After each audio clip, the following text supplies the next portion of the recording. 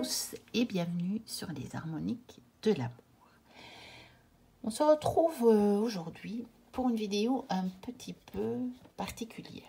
Vous voyez devant moi deux exemplaires de l'Anima Mundi Tarot. Et je vais vous raconter un petit peu l'histoire de ces deux boîtes et notamment pour vous mettre en garde. Parce que cette boîte de gauche, je la soupçonne très fort d'être une contrefaçon.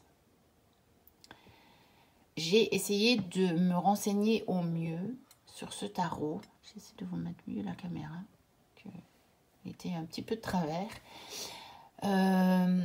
pour vous donner les infos dont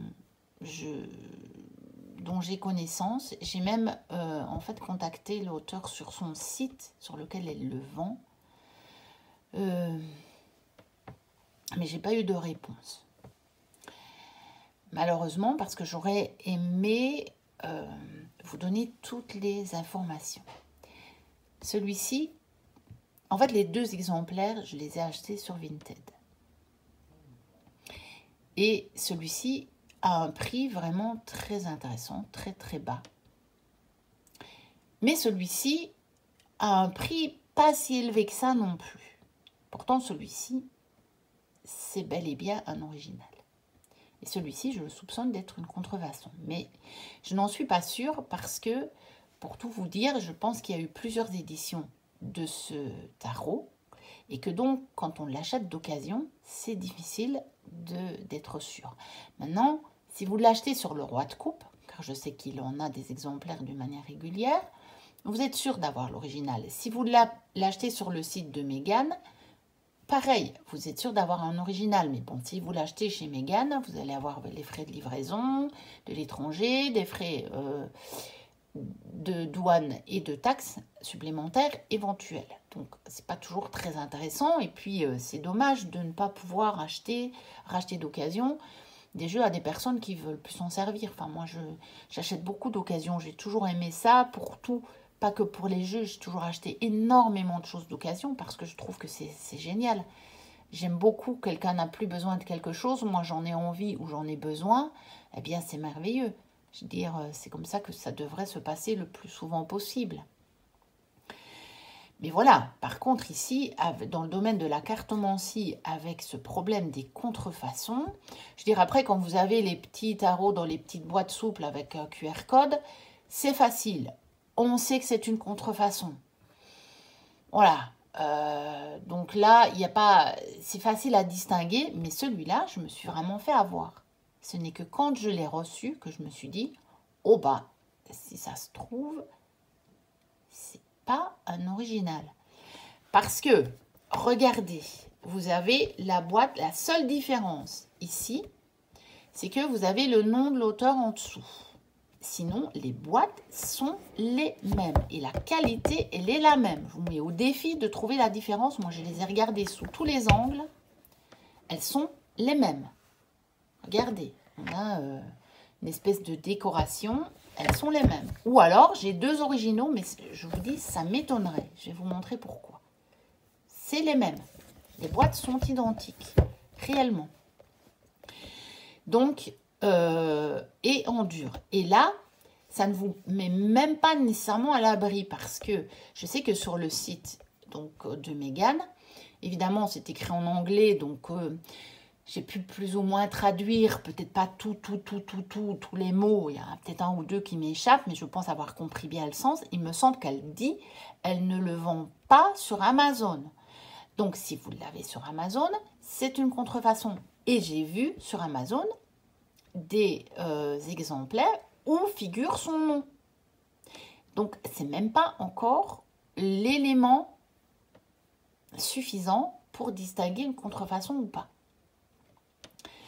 Donc, c'est bien embêtant, je trouve. Je vous le dis, et c'est pour ça que je fais la vidéo quand même, pour vous mettre en garde sur des contrefaçons qui sont de... C'est peut-être bizarre la façon dont je vais l'exprimer, mais qui sont de mieux en mieux faites. Parce que vous allez, à un moment, on ne va plus pouvoir distinguer ce qui est contrefait de ce qui ne l'est pas. Et donc, je vous montre l'intérieur de la boîte, donc celui-ci. Il y a bel et bien à l'intérieur l'inscription, ce qui généralement n'est pas le cas des jeux contrefaits. Vous avez bel et bien le petit guidebook, avec un toucher et une qualité de papier que vous vous dites, mais bon, c'est bon quoi, j'ai un original. Vous avez le copyright, vous avez l'adresse du site. Enfin, je veux dire, c'est fou. Vous avez donc les cartes. Vous avez l'intérieur là qui est décoré aussi. Donc, vous avez sur le côté de la boîte les symboles qui sont repris aussi. Vous voyez?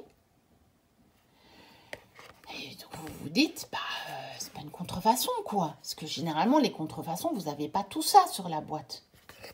On est bien d'accord. Maintenant, je vais vous dire pourquoi j'ai l'impression que c'est une contrefaçon. Donc, vous avez même les tranches dorées, ce qui généralement n'est pas le cas non plus des contrefaçons. Alors, la raison pour laquelle je pense que c'est une contrefaçon, parce que ce n'est pas non plus la qualité, parce que les cartes sont très épaisses. La qualité de ce jeu est excellente. Mais je vais vous montrer, je ne sais pas si on va pouvoir le voir à la caméra. Oui, on le voit quand même, voilà. Laissez faire le focus. Vous voyez dans le fond, on aperçoit, je vais essayer de le rapprocher encore un peu s'il veut bien focuser. Peut-être pas. On aperçoit comme une espèce de ligne. Je pense que vous le voyez. Pourtant, c'est totalement lisse. Sur ma carte, c'est lisse. D'accord? Donc, c'est pas très logique, sauf si éventuellement, c'est la reproduction de la toile que l'auteur a utilisée pour faire les peintures. Mais je n'ai pas la réponse. J'ai pas réussi à l'obtenir, donc je ne sais pas. J'ai vu une vidéo en anglais qui disait aussi de se méfier de cette version-là, mais qui parlait de la couleur des tranches. Or, moi, je trouve, vous allez voir, je vais vous montrer dans celui-ci, la couleur des tranches, pour moi, c'est pas pour ça que j'arrive à le distinguer. Je vous montre donc celui-ci, dont je sais que c'est en original. Déjà, par le prix que je l'ai payé, puis le vendeur m'a dit qu'il avait acheté, normalement, c'était sur le roi de coupe. Et vous allez voir la texture des cartes qui me fait dire que, voilà. Mais voilà, les deux boîtes. Moi, j'arrive pas à distinguer la différence. Tout simplement. Voilà. Le petit livret, pareil. Alors oui, la sensation est légèrement différente, mais si ce sont deux éditions différentes, hein, une plus ancienne, une plus récente, ça se pourrait. La différence n'est pas telle que je me dis, ah bah là j'ai à faire une contrefaçon et ici j'ai à faire un original. Pas du tout. Et le contenu est exactement le même. Vous avez ici au dos la même chose. Bon, certes, la police d'écriture n'est pas la même, mais encore une fois, si vous avez une édition différente, bah, ça peut faire en sorte que vous ne savez plus. Je vous dis, quand j'utilise les deux jeux, je fais très attention de remettre, parce que je ne saurais plus lequel est le vrai et lequel n'est pas le vrai. Bon, j'ai toujours mon chat dans la gorge, je reprends toujours mon petit café. Donc, l'intérieur de la boîte, même chose, c'est la même chose. Vous voyez, on a les symboles. Et bon, sur celle-ci, c'est logique, puisque celle-ci est censée être en original. Et alors, par contre, la différence, c'est qu'ici, effectivement, nous retrouvons ce côté un petit peu ligné, mais que là, je l'ai bien au toucher. Donc là, je le sens bien au niveau de la carte que le toucher est légèrement ligné. Et donc là, je me dis, ok, j'ai un original. Ça, j'ai bien un original dans les mains. Et pour vous dire, les cartes de celui-ci sont plus souples. Elles sont moins épaisses que celle-ci. Donc l'original est moins épais que ce que je soupçonne être une contrefaçons. Donc, je trouve ça vraiment dommageable parce que nous n'avons plus tellement de critères pour distinguer les contrefaçons. Ça devient pénible parce que ça devient pénible pour le marché d'occasion, je trouve. Ce qui est dommage. Alors, regardez les tranches.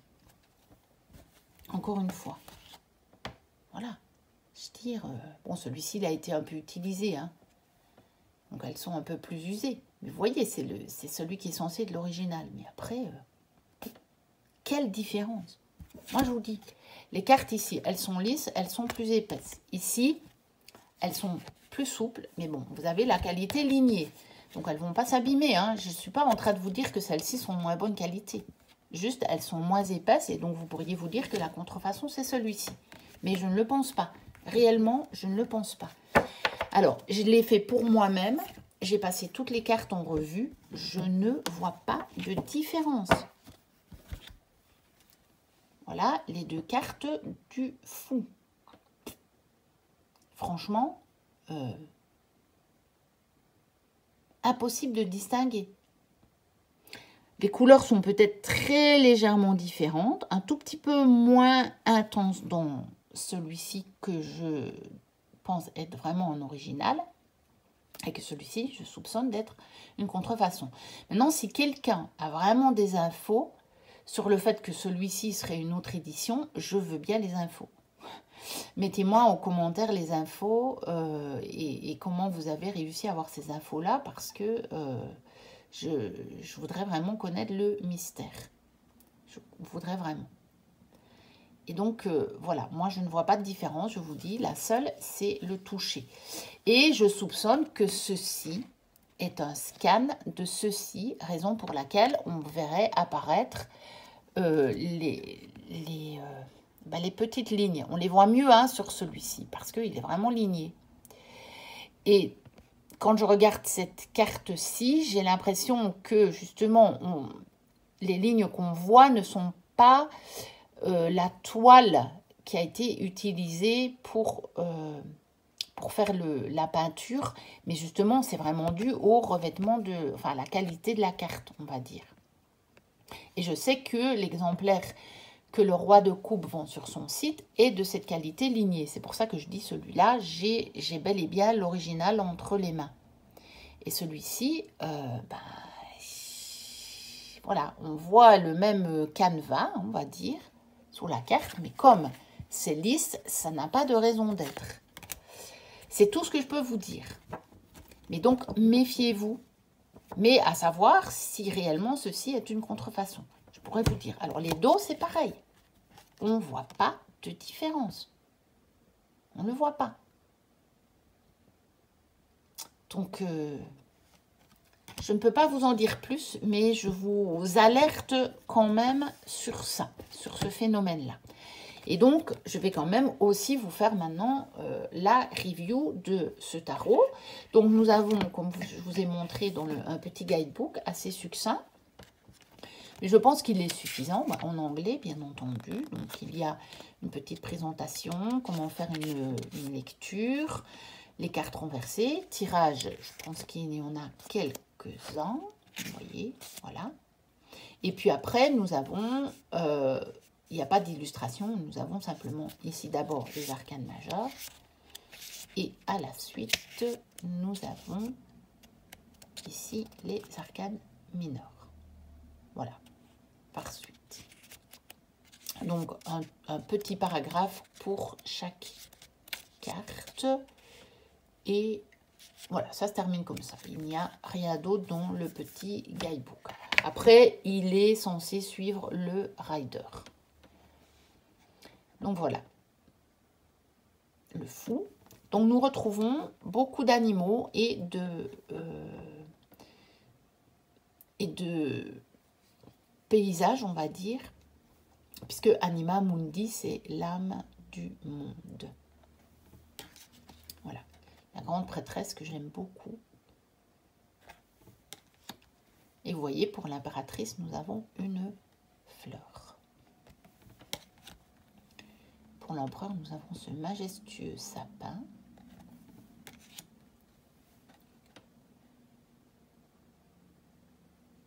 hiérophant, nous avons de nouveau un animal. Les amoureux. Le chariot, c'est bien choisi, hein. Le bélier qui fonce.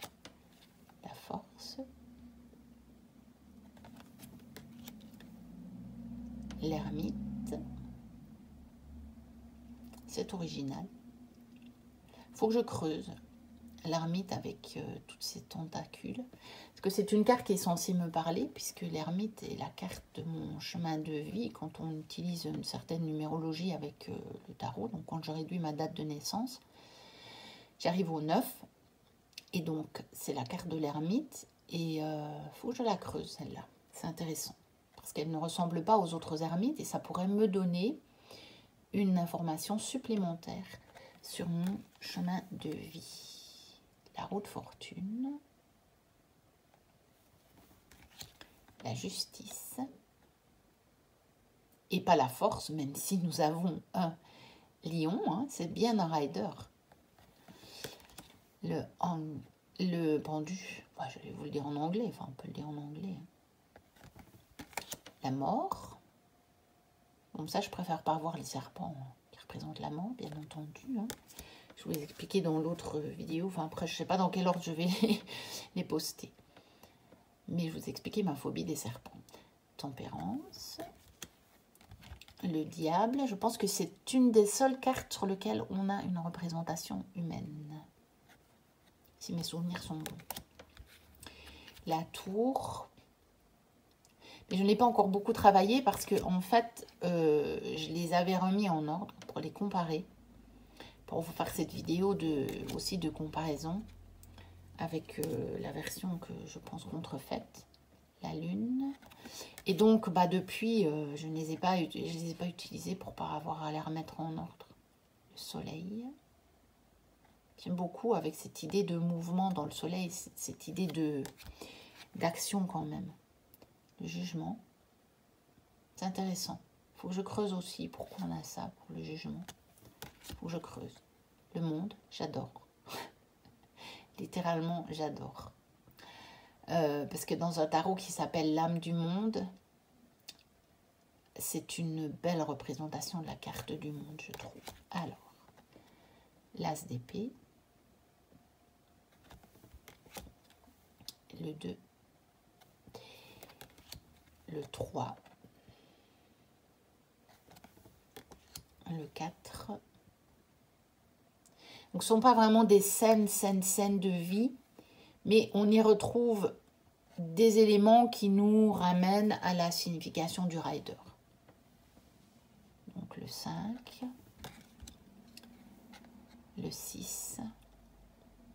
Quand on connaît le rider, on retrouve totalement les références au rider, je trouve. Le 7.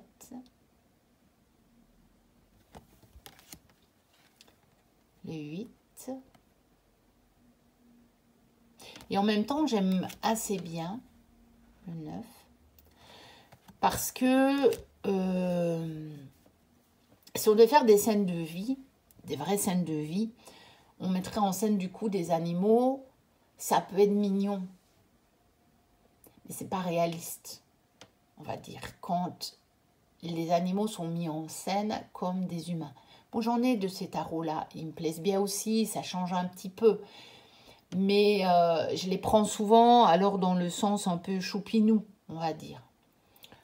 Parce que on sait bien que on n'a pas de chiens qui vont trinquer pour le 2 de coupe avec leur 2 de coupe, on va dire. Donc, ceci paraît plus réel, on va dire. Le 10. Alors, le page. Le cavalier, la reine et le roi. Ils sont très beaux, très royaux, je trouve, sur leurs branches. Ensuite, les bâtons avec l'as. Il est très beau cet as de bâton. Le 2. J'aime beaucoup aussi. Le 3. Vous voyez, là, c'est pas très illustré. Et bon, nous avons les oiseaux qui s'envolent vers quelque chose de nouveau avec des bâtons qui fleurissent. Voilà, il y en a un de plus qu'ici, hein. Vous voyez, là on a comme une espèce de jour qui se lève, hein. Alors, moi je le vois comme ça, hein. Après c'est chacun qui l'interprète. On en a deux, là après on en a trois. On voit encore plus, on va dire, le jour qui se lève et nous avons les oiseaux qui pour moi s'envolent vers quelque chose de nouveau. C'est comme ça que je l'interprète, hein.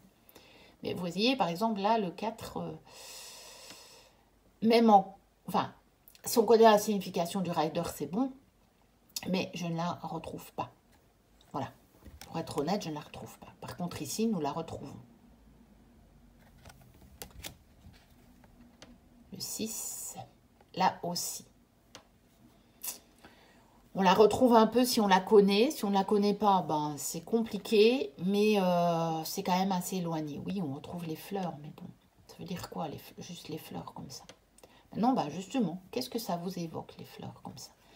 Moi, celles-là, vu que ce sont des pensées, je sais qu'elles me ramènent effectivement à mon enfance, parce que c'est ma fleur préférée depuis mon enfance, que j'adorais d'aller regarder ces fleurs-là. Je passais des heures à regarder les pensées dans le jardin de mes parents. Je me mettais tout près avec mon bouquin et je me délectais de leur beauté. Mais voilà, ça me parle à moi. Celui qui n'aime pas les fleurs pensées, je ne sais pas quel effet peut lui faire cette carte. Le 7, le 8, le 9. Bon, ici aussi, il faut connaître la signification du rider pour faire le lien, je trouve. Le 10, là aussi. Ah bon, on a ce beau fagot. Mais est-ce qu'il paraît si lourd? Maintenant, peut-être que justement, l'idée était l'étape après le 10 qui est trop lourd. Peut-être que l'idée est...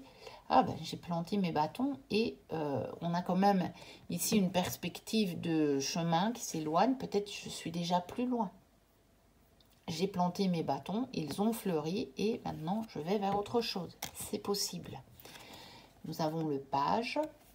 Je vous dis, hein, c'est pour ça que moi j'achète encore des tarots. Parce que si c'est pour s'en tenir strictement à la signification du rider de base, bah j'ai un tarot. J'ai pas besoin d'en avoir 10 000. Je veux dire, ou même aller à la limite 2 ou 3 pour changer un peu, pour pas me lasser. Mais ce que j'aime, ce que je trouve intéressant, c'est que je vais avoir dans des tarots d'autres un petit machin supplémentaire qui va faire que quand j'aurai été poussée à choisir ce jeu pour ce tirage particulier, c'est ce petit élément qui va me parler. Par exemple ici, ce lièvre comme cavalier de bâton, je vais peut-être à un moment avoir une signification qui viendra du lièvre particulier que je n'aurais pas avec le cavalier du rider, par exemple. Ou d'un autre tarot, hein. Voilà, c'est comme ça que moi j'interprète mes tarots. Alors, la reine et le roi.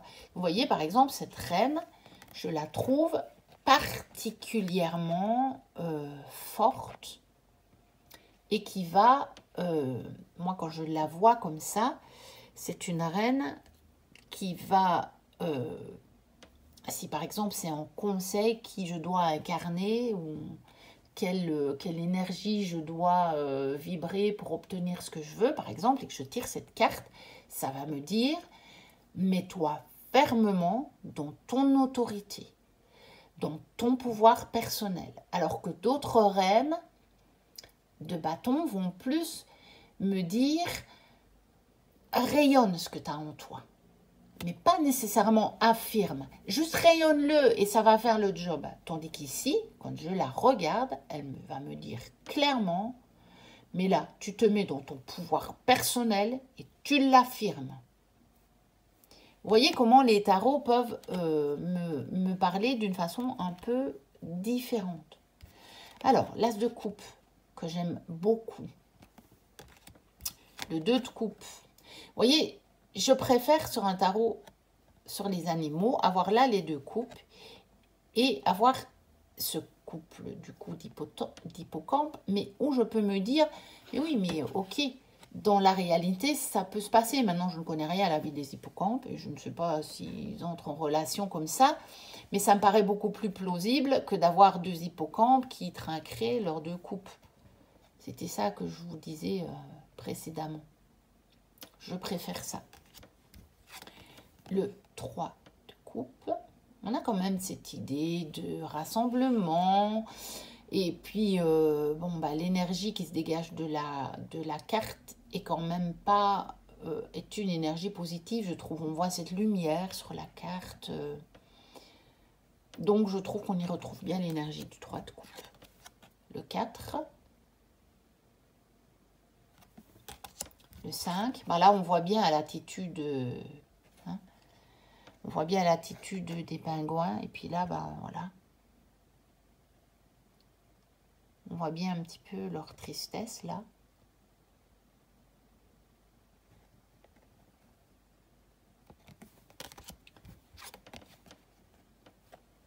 Le 6.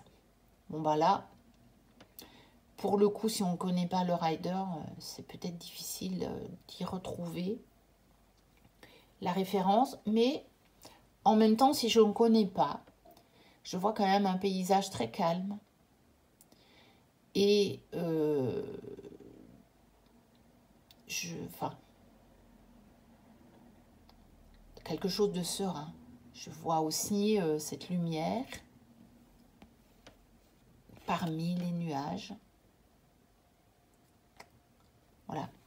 Mais c'est pas tout à fait la signification du rider quand même.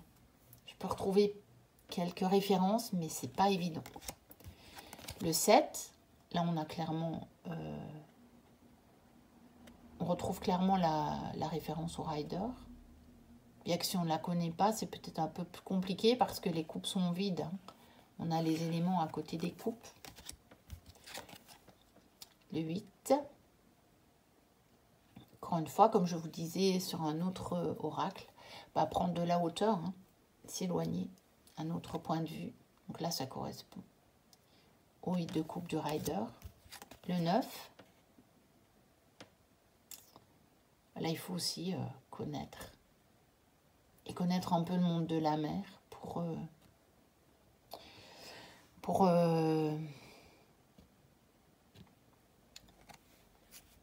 faire la référence. Mais bon, moi, c'est une carte qui va me parler d'une manière personnelle. Ça, je sais que quand je vais la tirer, la référence là, elle va me parler. Et le 10, on y voit quand même bien cette notion d'abondance. Voilà, mais on peut aussi voir une notion de communauté. Alors, le page, que je trouve très, très mignon. Le cavalier. La reine. Et le roi. Ensuite, les pentacles. L'as, que j'aime beaucoup, beaucoup, beaucoup, beaucoup, avec les petits champignons, là, qui poussent. C'est très joli. Le 2, qui pour le coup est presque à Marseille. Hein. On a quand même cette notion de l'infini. Et donc, si on le met comme ça aussi, peut-être, voilà. Mais on ne sait pas, on n'a pas de personnage qui jongle, donc on n'a pas trop cette notion-là. Le 3. Là, bah oui, si on connaît un petit peu la vie des abeilles, on va comprendre. Le 4. Là, pour le coup, on a mis en scène, dans une scène humaine, je trouve. Le 5. Bon, l'énergie de la carte peut faire penser à l'énergie du 5 de denier, effectivement. Elle est très belle, d'ailleurs. Très, très belle. Le 6.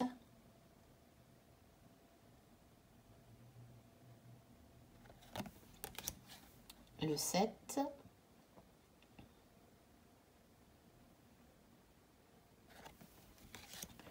Le 8. Là, quand on connaît la signification du rider, on peut faire le lien avec ces castors qui construisent. Hein. Mais voilà, après, comme on ne voit pas, on voit pas nécessairement. On peut voir aussi juste le trou là, donc on dit que c'est pas fini. Mais bon, c'est en lien avec la signification du 8 de denier. Mais voilà, si on se dit qu'ils sont en train de déconstruire, par contre, on n'a plus cette référence. Alors, le 9. Le 10.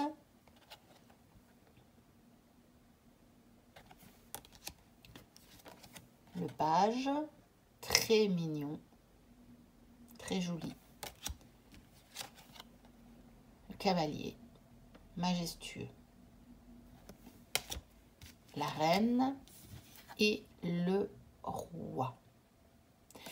Donc, selon moi, c'est un très très beau tarot qui est bien sûr en référence au rider, mais qui est peut-être pas pour des débutants qui pourraient être un petit peu perturbés par justement les cartes qui s'éloignent un petit peu de la signification du rider et qui ne sont peut-être pas assez installés dans leur connaissance du tarot.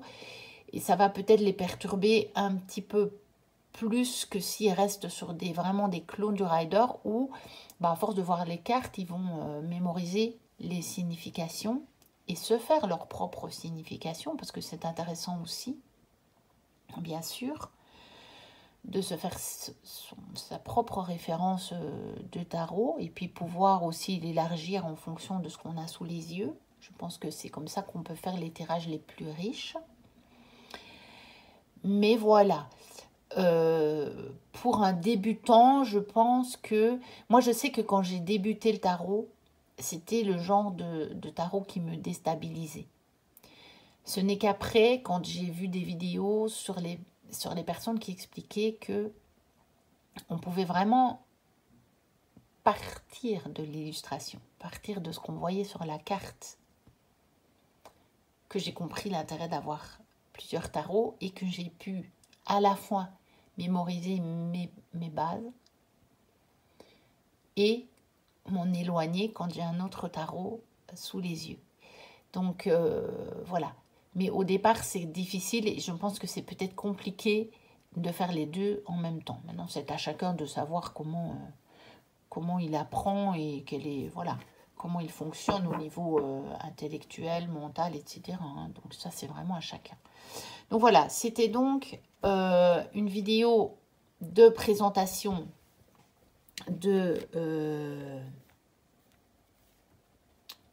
l'Anima Mundi Tarot, avec une version que je pense contrefaite, mais que vous voyez que le deck de cette version que je soupçonne être une contrefaçon est plus épais. Vous voyez, on le voit. C'est pas, comme c'est blanc, vous le voyez peut-être pas. Je sais pas si je pourrais vous le montrer. Si je vous le mets comme ça, est-ce que vous allez le voir? Ce deck-ci, que je suis certaine d'être un original. Et vous voyez, j'arrive à faire passer... voilà. Il est légèrement moins épais que l'autre. Mais pour autant, la qualité, je vous dis, elle est bonne. Hein. Mais je vous ai dit tout de suite, les cartes sont moins épaisses. Et pour le reste, à part la texture des cartes, je ne peux déceler aucune indication que celui-ci serait une contrefaçon, si toutefois elle en est une. Voilà, je ne peux pas vous dire mieux. Après, si vous voulez vraiment être sûr, oui, il faut l'acheter chez des revendeurs autorisés ou directement sur le site de Mégane. Mais voilà, c'est pas toujours possible et c'est dommage, je trouve, de devoir se priver d'achat d'occasion à cause des contrefaçons. Je ne vous ai pas dit le nom, je vous ai dit chaque fois Mégane, parce que je vais quand même essayer de le dire. Wyreweden, je suppose que ça se dit comme ça, puisqu'elle est anglo-saxonne. Wyreweden. Voilà, Je vous le montre quand même pour que vous puissiez le trouver, mais ce n'est pas un nom pour lequel j'ai des facilités de prononciation. Donc, voilà. Anima Mundi Tarot. Je vous dis, n'hésitez pas à liker, n'hésitez pas à me mettre des infos si vous en avez sur ce tarot et sur d'éventuelles contrefaçons. N'hésitez pas à vous abonner si ce n'est déjà fait et si mon contenu vous plaît. Je vous dis à très bientôt pour de prochaines vidéos et d'ici là, portez-vous bien. Bye bye.